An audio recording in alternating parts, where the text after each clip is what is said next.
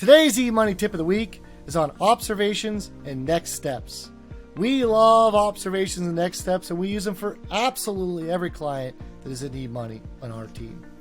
So let's talk about where we find these. So we pull up a client. Today we have our sample client, Pam and Jim Helpert, and we're going to click on the facts.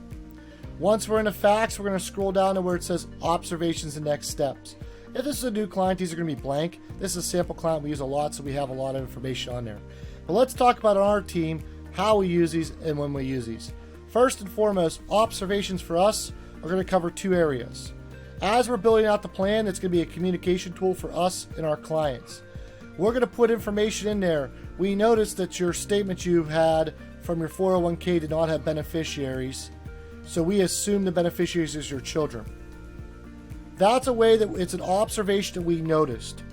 We made an assumption on your expenses that it's 80% of your income because you did not provide a additional cash flow analysis. We're also going to put our final recommendations on here. So I've given you examples here on this particular client based upon your goals and expense we provided. We have all that information in there for our particular client. When we're done building out a plan for a client, every one of our recommendations we have on every part of their financial plan and their comprehensive financial plan, covering all the areas of their lives, will be in there. How do we use next steps? Next steps for us is going to be goals that they need to achieve on their own. Action steps is what we like to call them on our team.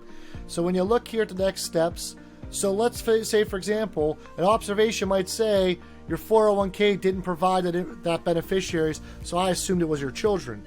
And the next steps is going to say, please share your 401k beneficiaries. Please confirm your beneficiaries. Same information, but different ways.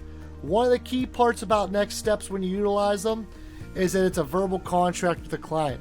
We'll cover that in our next tip of the week when we cover next steps, but that's how we use observations. We use next steps. One other thing when we're under these is when you hit add in here and you have observation, you do only have these categories. And so I get this question all the time, is which category to use? Well, if it's just a catch-all thing, we typically use retirement and current financials. So for example, if it's disability insurance, we're going to put that towards current financials. Doesn't fall under life insurance for us. You can use these however you want. But the other question I get is, why is it important?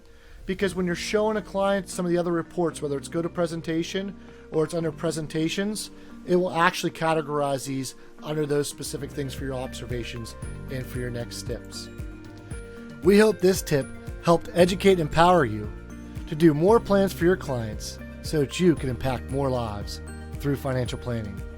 If you have some great tips we don't know about, we'd love to hear about them. If you have a better way of doing what we just showed you, we'd love to hear about that, because we are a noble profession, and together we can elevate the profession.